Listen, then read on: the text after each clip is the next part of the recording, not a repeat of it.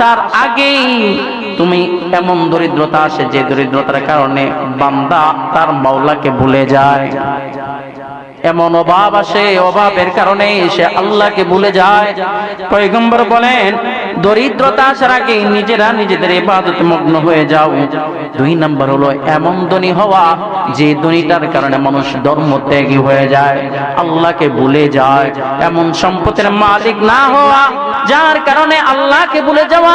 এই জন্য এটা আসার আগে আল্লাহর ইবাদতে মগ্ন হও।